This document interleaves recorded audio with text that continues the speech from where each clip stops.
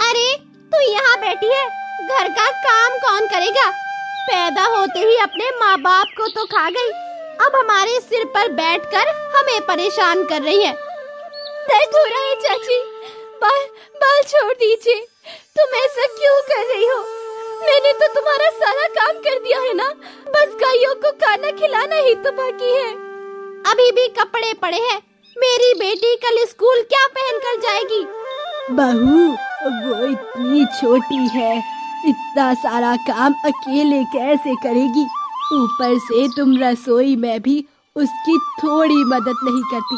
बच्ची के बाल छोड़ो, वैसे भी उसे बुखार है। वाह, रूपा के लिए आपका प्यार तो कुछ ज्यादा ही उमड़ रहा है। अपनी बेटी के लिए तो मैंने आपको इतना प्यार दिखाते कभी नहीं देखा। माँ, तुम्हारी बहू कुछ गलत तो नहीं कह रही।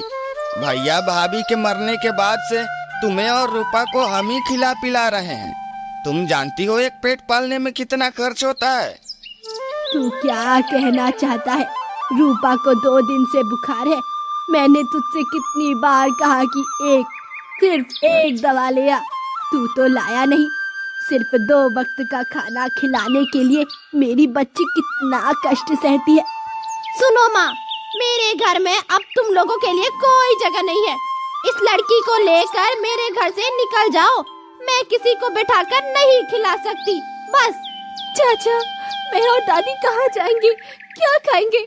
तुम हमें मत निकालो। तेरे चाचा ने क्या कहा? सुनाई नहीं दिया? बिल्कुल नाटक मत कर, निकल जा मेरे घर से। हम तुम्हें ऐसे क्यों नहीं निकाल सकते? मेरा भी तो भविष्य है। बेटी बड़ी हो रही है और घर में दिन भर तुम लोगों का झगड़ा लगा रहता है। मैं नहीं चाहता कि मेरे घर में कोई झगड़ा हो। ठीक है, मैं अपनी पोती को लेकर चली जाती हूँ।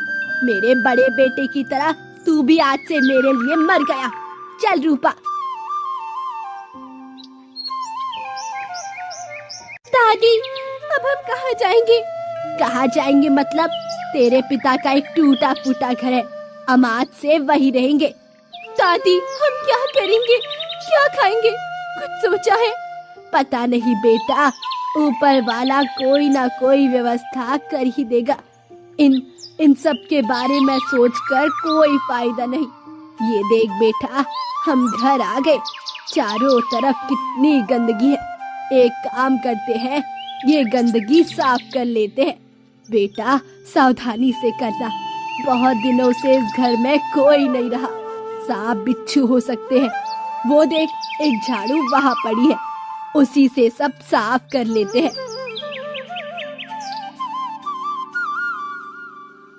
बेटा, मैं देखती हूँ रात के खाने के लिए कुछ मिलता है या नहीं। कुछ दिन बीत जाते हैं, वे लोगों से मांग कर किसी तरह अपना गुजारा करते हैं।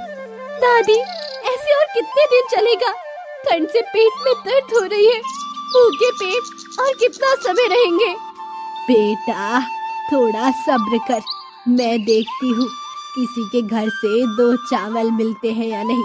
दाल चावल कुछ भी नहीं है कि मैं कुछ पकाऊं। कोई पैसा भी नहीं है। उधर दुकान से 2 दिन उधार में चावल दाल लाए थे, उसके पैसे भी नहीं चुकाए। इस बेवक्त तुम कहाँ से चावल लाओगी?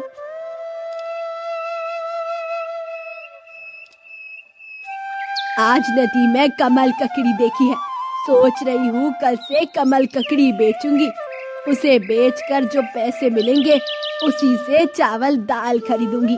कमल ककड़ी कोई खरीदेगा क्या? देखती हूँ किस्मत में क्या लिखा है। मन खराब मत कर बेटा, एक दिन हमारी सारी गरीबी दूर हो जाएगी। पता नहीं तेरी बात सच होगी या नहीं। खैर, मैं आती हूँ। बूढ़ी औरत घर से निकलती है। वो चावल के लिए कई जगह जाती है, लेकिन सब उसे अपमानित करते हैं। दीपा की माँ, मुझे थोड़े चावल दोगी? घर पर बच्ची भूखी है। तुम्हारे लिए क्या मैं रोज रोज खाना बना कर रखती हूँ? आज मैं तुम्हें चावल नहीं दे सकती। ऐसा क्यों कह रही हो? ठीक है, मैं चलती हूँ। हे भगवान, अपनी बच्ची का कष्ट आंखों से नहीं देख सकती मैं। तुम ही कोई व्यवस्था करो, कहाँ से लाऊं मैं 2 चावल? हाँ, क्या हुआ चाची, तुम्हारा चेहरा इतना उतरा हुआ क्यों लग रहा है? लगता है किसी बात को लेकर चिंतित हो। माँ, घर पर चावल दाल खत्म हो गए हैं। सुबह से पोती भूखी है, जिसके पास भी 2 चावल मांगने जाती हूँ वही अपमान करके भगा देता है। अब 2 चावल की भी बहुत कीमत है, कोई देना नहीं चाहता। चाची, मेरे पास मुरमुरे हैं, आज रात मुरमुरे खाकर गुजारा कर लो, कल कोई व्यवस्था कर लेना। तुम बहुत अच्छी हो माँ, मैं चलती हूँ।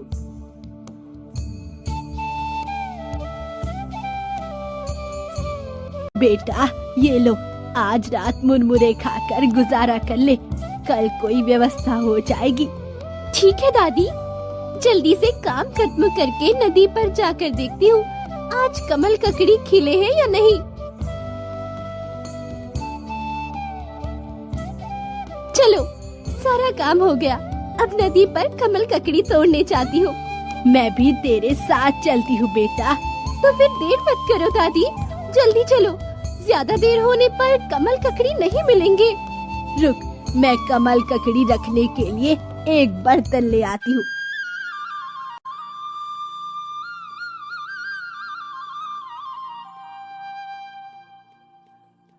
आज नदी में बहुत कमल ककड़ी खिले हैं दादी, जल्दी जल्दी तोड़ लो। मैं बाजार जाकर देखती हूँ इन्हें बेच सकती हूँ या नहीं, तुम घर जाओ। पता नहीं कोई कमल ककड़ी खरीदेगा या नहीं, यही हमारी आखिरी उम्मीद है, नहीं तो आज भी भूखे रहना पड़ेगा। काश काश तेरे माँ बाप जिंदा होते तो तुझे इतना कष्ट तो नहीं सहना पड़ता। तुम घर जाओ तो मैं आती हूँ।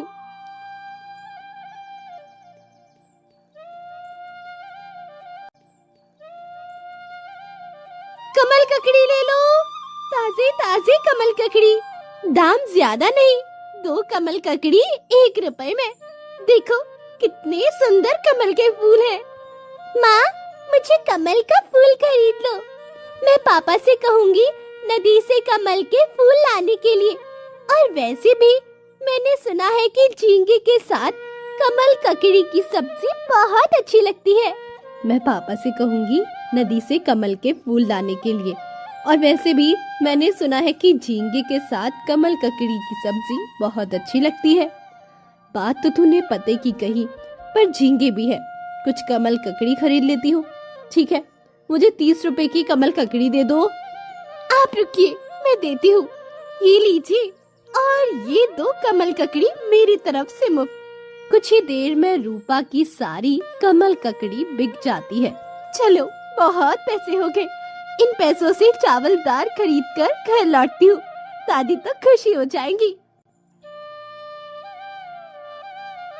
चाचा, मुझे 3 किलो चावल और 1 किलो दाल दे दीजिए। तेरा कुल 250 रुपए हुए और पहले का 250, कुल 500 रुपए। चाचा, मेरे पास तो 230 रुपए ही है, आज यही रख लो, कल आपको पैसे चुका दूंगी। तुझे और उधार नहीं दूंगा, पहले के पैसे अभी तक नहीं चुकाए। एक बार उधार ले लेती हो तो चुकाने का नाम नहीं लेती। मेरा सामान रख जा, पहले जो पैसे बाकी है वो चुका, तभी उधार दूंगा। कल से भूखी हूँ, मैं वादा करती हूँ कल सारे पैसे चुका दूंगी। यहाँ से जा, चल 20 रुपए बाद में दे जाना। ऊपर वाले ऐसी जिंदगी क्यों दी? गरीब हूँ इसीलिए सब अपमान करते हैं ना। दादी ना जाने कितनी उम्मीद लेकर बैठी होगी, घर जाकर क्या कहूँगी।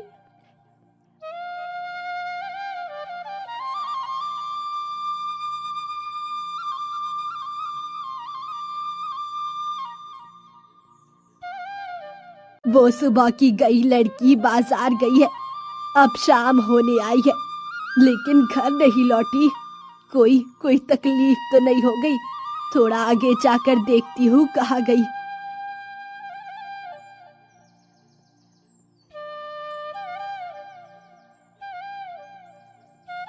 इस लड़की से मैं परेशान हूँ। अरे, उस पेड़ के नीचे लगता है बेटा बैठी है, लेकिन वहाँ वो क्या कर रही है? क्या हुआ बेटा, तू यहाँ है और मैं तुझे कब से ढूंढ रही हूँ। दादी, मैं आज भी खाने का इंतजाम नहीं कर पाई। जितने पैसे की कमल ककड़ी बेची थी वो दुकानदार चाचा ने ले लिए। कहा कि मुझे और उधार में कुछ नहीं देंगे। मन मत खराब कर बेटा, चल चल घर चल। मैं सूजन की माँ के घर से चावल ले आई हूँ, खा लेना। तुम आज भी लोगों के घर गई थी? मैंने काम करके ही चावल लाए है बेटा, चल घर चल। तू बैठ, मैं तुझे चावल परोसती हूँ।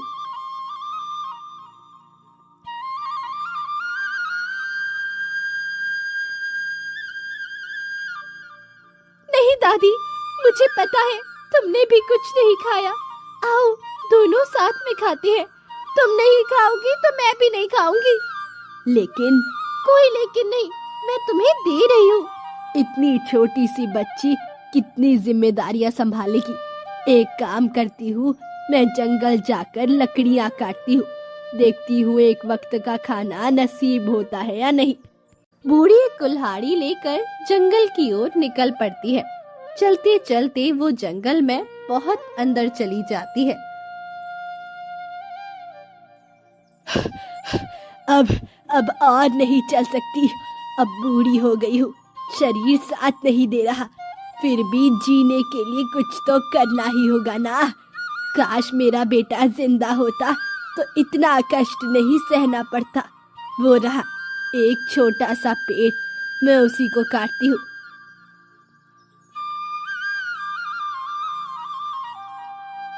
कितनी गर्मी है, गला सूखकर काटा हो गया है काटा। साथ में थोड़ा पानी ले आती तो अच्छा होता। देखती हूँ कहीं पानी मिलता है या नहीं।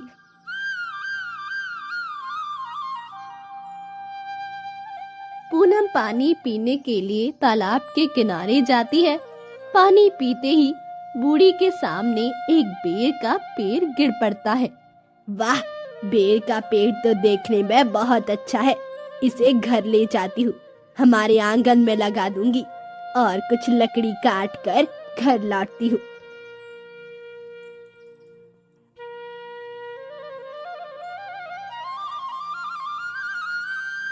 दादी, तुम कहाँ गई थी? मैं सुबह से तुम्हें ढूंढ रही हूँ। देखो, आज कमल के फूल बेचकर थोड़े से चावल दाल लाई हूँ। बहुत अच्छा किया बेटा, मैं जंगल गई थी लकड़ियाँ काटने। देख, जंगल से एक बेर का पेड़ लाई हूँ। रुक, मैं इस पेड़ को लगा देती हूँ। तुम्हें इतनी मेहनत करके जंगल जाने की क्या जरूरत थी दादी? हे ऊपर वाले, ये बेर का पेड़ बच जाए। तुम देखना, बड़ी उम्मीद से ये पेड़ लगाया है। खैर, मैं महाजन के घर जा रही हूँ बेटा।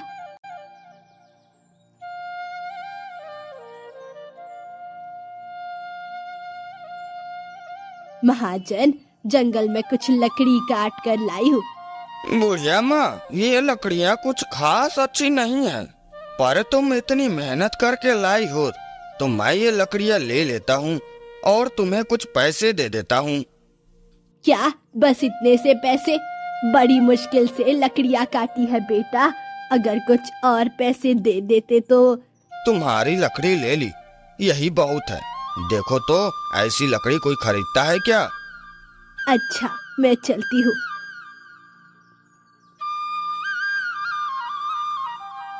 हे ऊपर वाले, सब हमें बेवकूफ क्यों बनाते हैं?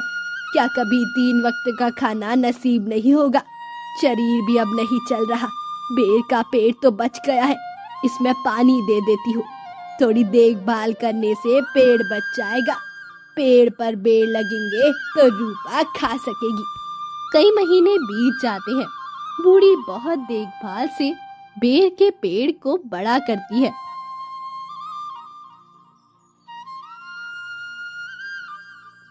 दादी, तुम्हारा बेर का पेड़ बकरी ने खा लिया। कितनी मेहनत से मैंने इस बेर के पेड़ को बड़ा किया था और इस दुष्ट बकरी ने उसे खा लिया। अब क्या होगा? कितनी उम्मीदें थी मुझे इस बेर के पेड़ से। दुखी मत हो दादी, शायद ऊपर वाला हमारी परीक्षा ले रहा है, इसलिए हमें इतना दुख मिल रहा है।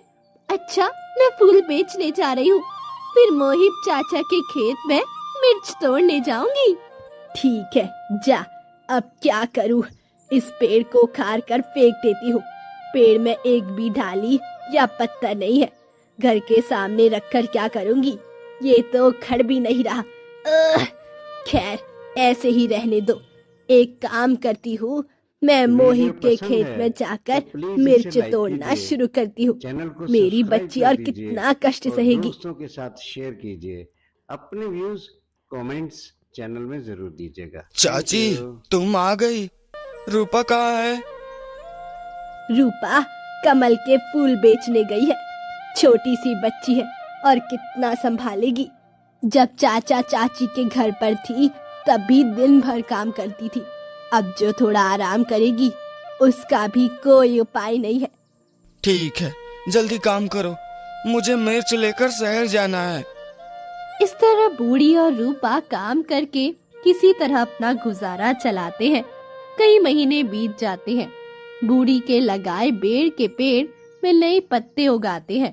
धीरे धीरे पेड़ बहुत बड़ा हो जाता है और उसमें फूल भी आने लगते हैं। दादी, देखो, तुम्हारे बेर के पेड़ में फूल आ गए हैं। ऊपर वाला चाहे तो सब होता है।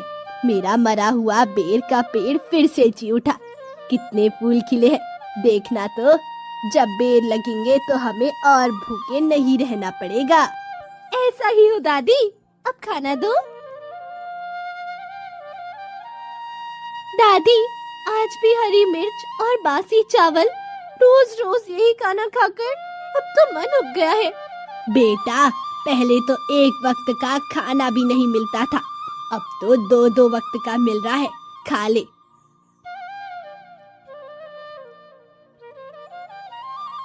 दादी, ठंड पड़नी शुरू हो गई है। घर में तो रजाई भी नहीं है, ना ही सर्दियों के कपड़े हैं। इन कुछ दिनों में काम करके जो पैसे जमा किए हैं उससे तो ना रजाई आएगी ना ही सर्दियों के कपड़े। हमें और काम करना होगा। अरे देख, मैं तेरे लिए आज पान लाई थी। कहाँ? दिखाओ, कितने दिनों से पान नहीं खाया। कुछ ही दिनों में कड़ाके की ठंड पड़ने लगती है। बूढ़ी के बेर के पेड़ के बेर भी पकने लगते हैं। ये पूरी सर्दी कैसे कटेगी दादी? न रजाई है, न शॉल है। दादी, तुम्हारे पेड़ के बेर तो बहुत स्वादिष्ट है ना, हम बेर बेचते हैं। कोई खरीदेगा क्या बेर? एक व्यापारी आता है। आप लोगों के इस पेड़ पर बहुत सारे बेर लगे हैं, यही देख कर आया हूँ। बेर का स्वाद कैसा है बुढ़िया माँ? खाकर तो देखिए। अरे वाह, ये बेर तो बहुत अच्छे हैं। इतने स्वादिष्ट बेर तो मैंने पहले कभी नहीं खाए। बुढ़िया माँ, मैं तुम्हारे पेड़ के सारे बेर खरीदना चाहता हूँ। बदले में तुम्हें बहुत सारे पैसे मिलेंगे। सच कह रहे हो तुम बेटा? हाँ बुढ़िया माँ, ये लो एडवांस में 5,000 रुपए। बेर ले जाते समय और पैसे दूंगा। 5,000 रुपए? पोती, अब हमें और कष्ट नहीं करना पड़ेगा। लोगों के घर का काम भी नहीं करना पड़ेगा। इस साल जो बेर बेचेंगे उससे पूरा महीना अच्छे से कट जाएगा। तुमने ठीक कहा। मैं बाद में आकर बेर ले जाऊंगा। चल बेटा, इन पैसों से रुई की रसाई और सर्दियों के कपड़े खरीद लाते हैं। ठीक है, चलो। कितने दिनों बाद आज मांस खाएंगे। अच्छा हुआ जो बेर का पेड़ लगाया था। दादी, तुम्हारे बेर के पेड़ में तो और फूल आ रहे हैं। इसका मतलब क्या ये 12 महीने फल देगा? लगता तो यही है कि हमारी किस्मत बदल गई है। कुछ दिन बाद। बुढ़िया माँ, मैं बेर लेने आया हूँ। रोहन बेर ले जाता है और कुछ और पैसे देकर चला जाता है। बूढ़ी के बेर के पेड़ में कुछ ही दिनों में फिर से नए बेर लग जाते हैं। बेमौसम बेर होने के कारण बूढ़ी बहुत महंगे दामों में बेर बेचती है और उनकी सारी गरीबी दूर हो जाती है।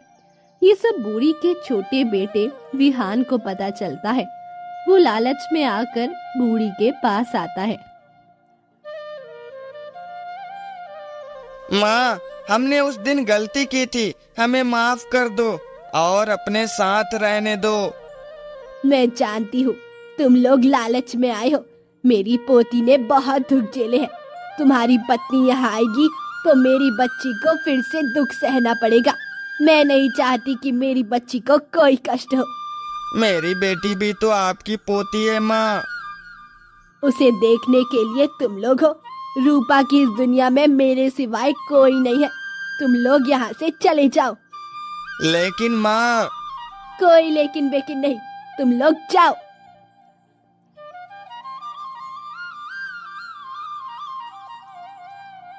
बूढ़ी रूपा के साथ अपने बेर के पेड़ के बेर बेचकर खुशी खुशी अपना जीवन बिताने लगती है।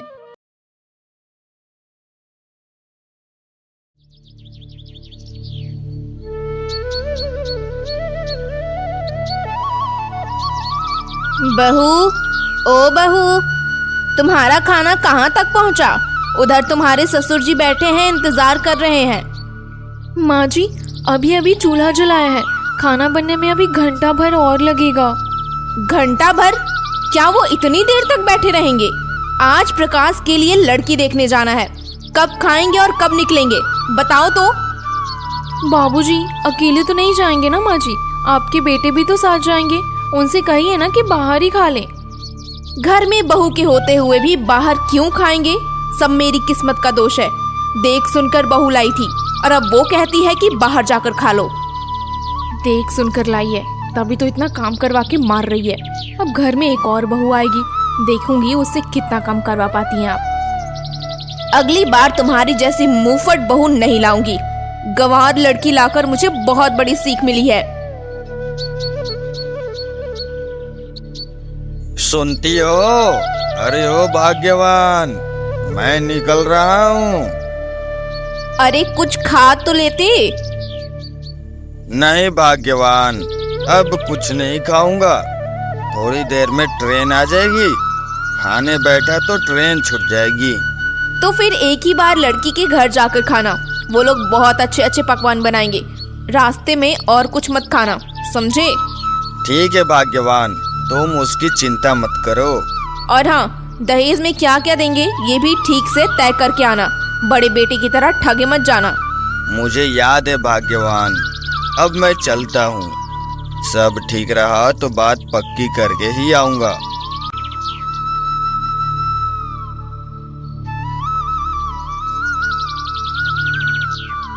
अरे तुम बैठी क्यों हो? चूल्हा तो जल रहा है, अब पतीला चढ़ाओ। वो लोग नहीं खाएंगे तो फिर क्या मुझे भी भूखा रखोगी? हाँ, मैं खाना बना रही हूँ माँ जी, आप कमरे में जाकर बैठिए, आपको समय पर मिल जाएगा। समधी जी, लड़की हमें पसंद है। हम इसे अपने घर की बहू बनाकर ले जाना चाहते हैं। अरे बहुत खूब, तो फिर पक्की बात कर लेनी चाहिए। बेटा, तुम्हारी क्या इच्छा है? पिताजी को पसंद है तो मैं शादी कर लूंगा, इसमें पक्की बात क्या करनी है? पक्की मतलब पक्की। लेन देन क्या होगा उस बारे में? बेटी को खाली हाथ तो विदा नहीं कर सकता ना। पिताजी, मैं दहेज लेकर शादी नहीं करूंगा। अगर शादी करनी है तो बिना दहेज के ही करूंगा। ये क्या कह रहे हो बेटा? दहेज देकर बेटी की शादी करना तो हमारे देश का रिवाज है। तुम इसे क्यों बदल रहे हो? और पैसे की चिंता मत कर, मेरी एक ही बेटी है। मैं उसकी शादी में दिल खोलकर खर्चा करूंगा। हमारे पास भी पैसों की कोई कमी नहीं है पिताजी, इसलिए किसी और के घर से पैसे लेना मुझे सही नहीं लगता। तो तू बिना दहेज के शादी करेगा, यही ना? पिताजी, ये फैसला उसी पर छोड़ दीजिए ना। अगर वो बिना दहेज के शादी करना चाहता है तो इसमें कोई हर्ज नहीं है। ठीक है, जब बड़ा बेटा कह रहा है तो तेरी मर्जी ही सही। मुझे इस शादी से कोई आपत्ति नहीं है। अरे वाह, ये तो बहुत अच्छी खबर है। कोई है? मिठाई लेकर आओ। क्या बिना दहेज के शादी करेगा? किसने तय किया ये रिश्ता? मैं इसके लिए राजी नहीं हूँ। हमने तय नहीं किया भाग्यवान, तुम्हारे बेटे ने ही कहा कि वो दहेज नहीं लेगा। उसके कहने से क्या होता है, उसकी बात सुनता कौन है। बड़े बेटे की शादी में हजारों का दहेज लाई थी, इसकी शादी में उससे ज्यादा नहीं मिला तो कैसे चलेगा। माँ, शादी तो वो कर रहा है, इसलिए ये सब बातें उसी पर छोड़ दीजिए। तुम चुप रहो। शादी वो करे लेकिन सामान तो मुझे चाहिए, और सिर्फ सामान से काम नहीं चलेगा, नगद 5,000 रुपए भी देने होंगे। माँ, इतने पैसों का तुम क्या करोगी? हमारे पास पैसों की कमी तो है नहीं। पैसों की बहुत जरूरत है, तुम ये सब नहीं समझोगे। मैं जैसा कह रही हूँ वैसा करो। लड़की के पिता को चिट्ठी लिखकर बता दो कि बिना पैसे की तुम शादी नहीं करोगे। तो फिर ये शादी रहने दो माँ, मैं दहेज लेकर कभी शादी नहीं करूँगा। सुना अपने बेटी की बात, वो हमें डरा रहा है। भला उसकी धमकियों से कौन डरता है। मैं साफ साफ कह देती हूँ, बिना दहेज की वो लड़की इस घर में कदम नहीं रख सकती। अरे भाग्यवान, तुम चिंता क्यों करती हो? समधी जी की एक ही बेटी है, आज नहीं तो कल उनकी सारी चलन चल संपत्ति प्रकाश को ही मिलेगी। माँ, मैं भी यही कह रहा हूँ, तुम ये शादी मत तुड़वाओ। वो जैसा कह रहा है वैसा ही मान जाओ। शादी के बाद तो सब कुछ हमारा ही है। ठीक है, तो ऐसा ही करो। सुना है लड़की का बाप बहुत अमीर है, इतनी बड़ी संपत्ति हाथ से जाने नहीं दे सकती। तो मैं शादी की तैयारी शुरू करता हूँ। बीमल, तुम सबको न्योता देने का काम देख लो, कोई भी रिश्तेदार छूटना नहीं चाहिए। और हाँ, सबसे पहले हरिमिति को खबर देना, कहना कि जल्दी आ जाए। ठीक है माँ, दीदी को कल ही आने के लिए कहता हूँ। वो नहीं आएगी तो क्या शादी होगी? अरे ओ भाग्यवान, जो करना है जल्दी करो, तुम्हारी आरती करते करते तो दोपहर हो जाएगी। उफ, रुको जरा, पहली बार नई बहू घर आई है, बिना धूमधाम से स्वागत किए क्या उसे अंदर ले लूं? ओ बड़ी बहू, शरबत का ग्लास देना जरा। ये लीजिए माँ जी। मैं शरबत नहीं पीऊंगी माँ जी, मुझे मीठा बिल्कुल पसंद नहीं है। ले लो बहन, शरबत पी लो। मैंने बहुत खा लिया, अब और नहीं, मुझे मेरे कमरे में ले चलिए। बाप रे बाप, आते ही बहू की जुबान तो देखो कैंची की तरह चल रही है। इतनी बातें कहाँ से सीखी? आजकल की लड़कियां मायके से ही सब कुछ सीख कर आती हैं दीदी, उन्हें कुछ नया सिखाना नहीं पड़ता। मायके से काम काज सीख कर आती तो अच्छा होता। कल से ही पता चल जाएगा, जैसे जुबान चलती है वैसे हाथ भी चलते हैं या नहीं।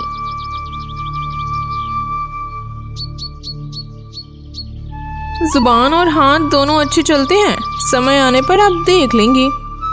बस बहुत हो गया, अब बातें मत बनाओ, हमें घर में आने की इजाजत दो। हाँ हाँ, तुम लोग अब अंदर आ सकते हो। और बड़ी बहू, उसे उसका कमरा दिखा दो। जी माँ जी, आओ बहन, मेरे साथ आओ।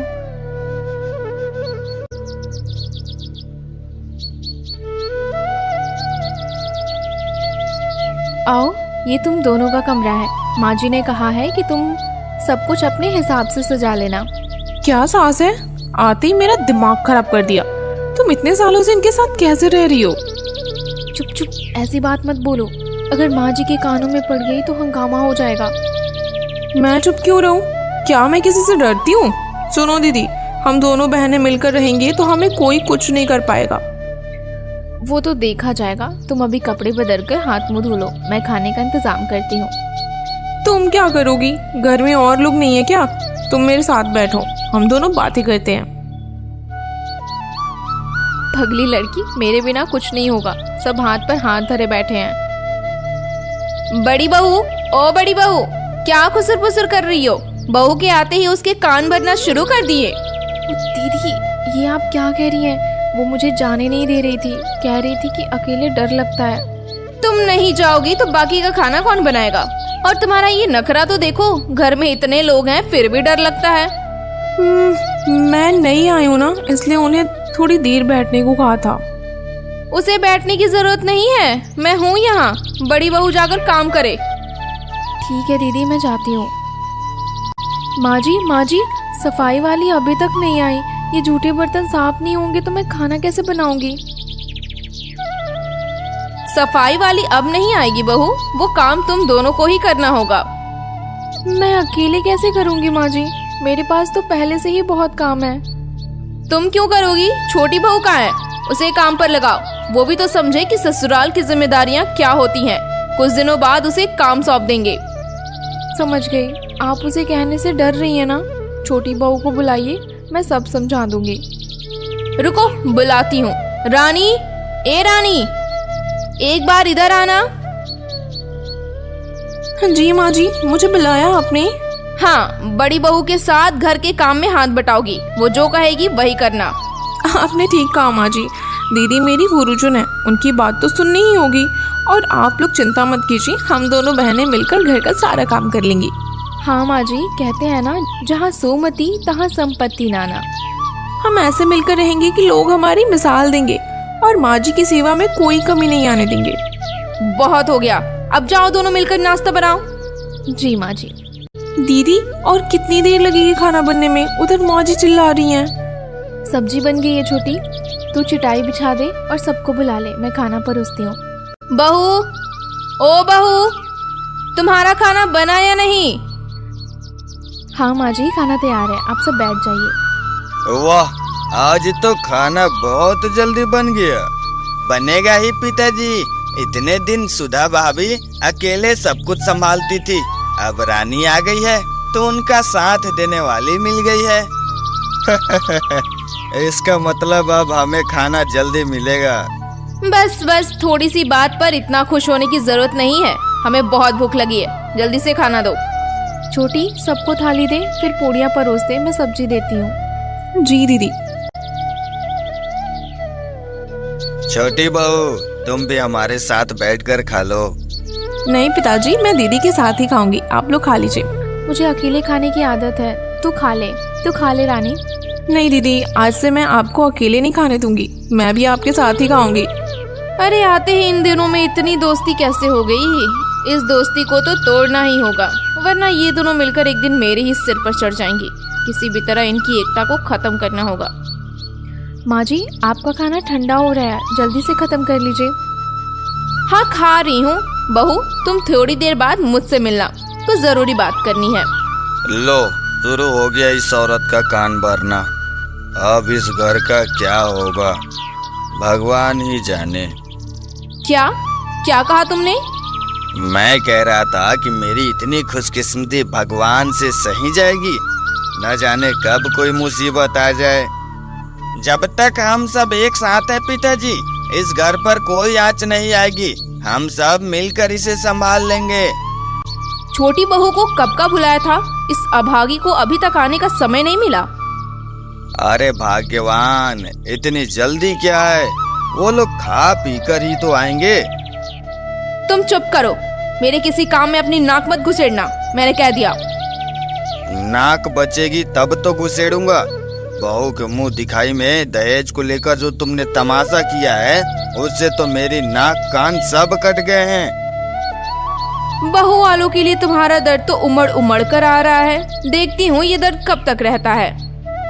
माँ जी, मैं आऊँ? ओह, तुम आ गई, आओ आओ, अंदर आओ। लो, अब शुरू होगा घर में महाभारत। इस औरत के लालच में ये घर बर्बाद हो जाएगा। चुप करो बुड्ढे, घर को कैसे खुश रखना है ये मुझे अच्छी तरह पता है। अब तुम यहाँ से जाओ, मुझे छोटी बहू से कुछ बात करनी है। अच्छा जा रहा हूँ, लेकिन जो भी करना सोच समझ कर करना भाग्यवान। आजकल की लड़कियाँ बहुत चतुर होती है, वो तुम्हें एक बाजार में खरीद कर दूसरे में बेच देगी। बहू, दरवाजा ठीक से बंद कर दो, इस बुड्ढे की छिपकर बातें सुनने की आदत है। जी माँ जी। इधर आओ बहू, यहाँ बैठो। पान खाओगी? तुम्हारे लिए पान बनाया है। नहीं माँ जी, मैं पान नहीं खाती। बताइए किस लिए बुलाया था? सुनो बहू, बड़ी बहू के साथ ज्यादा घुलो मिलो मत, वो लड़की अच्छी नहीं है। सच में माँ जी? मुझे तो पता ही नहीं था। हाँ, वो तुमसे सारा काम करवा कर तुम्हें नौकरानी बना देगी, इसलिए सोच समझ कर चलना, उसकी एक भी बात मत सुनना। समझ गई माँ जी, आज से मैं सिर्फ आपकी बात सुनूंगी। ये हुई ना अच्छी लड़की वाली बात, और बड़ी बहू जो भी कहे वो आकर मुझे बताना, ठीक है? ठीक है माँ जी, सब आपको बता दूंगी। अब मैं चलूं? जाओ बेटा, जाओ। क्या कह रही हो दीदी? माँ जी ने सच में तुमसे ये सब कहा? और नहीं तो क्या, मुझे कहा कि तुम्हारी एक ना सुनूं, तुम मुझे भड़काओगी। अच्छा तो ये बात है, तुम्हें मेरे खिलाफ भड़काया और मुझे तुम्हारे खिलाफ। तुम्हें क्या कहा? यही कि तुमसे घर का सारा काम करवाऊं, तुम्हें नौकरानी बनाकर रखूं। तुम करोगी क्या?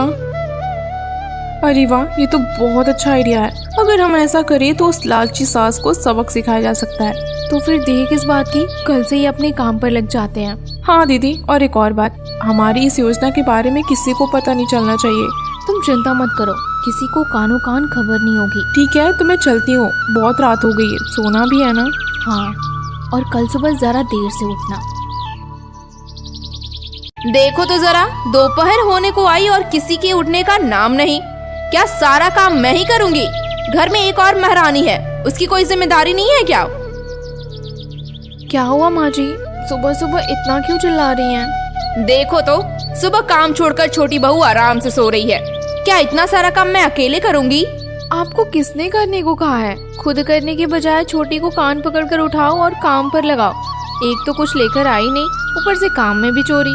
मुझे तरस आता है उस पर, एक तो छोटी है, ऊपर से पराये घर में आई है, इसलिए कुछ नहीं कहती। इतना सिर पर चढ़ाओगी तो एक दिन आपके ही सिर पर कटहल तोड़ पाएगी। मैंने जो सिखाया था वो याद नहीं है?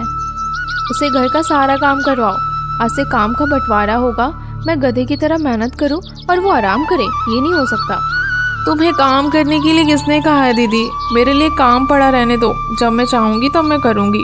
ऐसे कहने से नहीं चलेगा छोटी, जब साथ में रहना है तो काम भी साथ में ही करना होगा।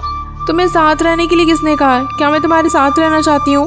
मैं अपनी मर्जी से रहूंगी, जब क्या काम करूंगी ये मेरी आजादी है। संयुक्त परिवार में ऐसा नहीं चलता। अगर काम नहीं करना है तो तुम्हारे बाल पकड़कर सारा काम करवाऊंगी। बस कह दिया तो हो गया, मुझे हाथ लगाया तो मैं तुम्हें छोड़ दूंगी, ये सोचा है तुमने? वाह, लड़ाई शुरू हो गई। अब बैठकर तमाशा देखने में मजा आएगा। दोनों बहुओं का बाल नोचते हुए देखने में क्या मजा आएगा। बाद में मेरे पास ही तो आएंगी सुलह करवाने। चलो एक पान लगाकर बैठती हूँ, लगता है ये झगड़ा आसानी से नहीं थमेगा।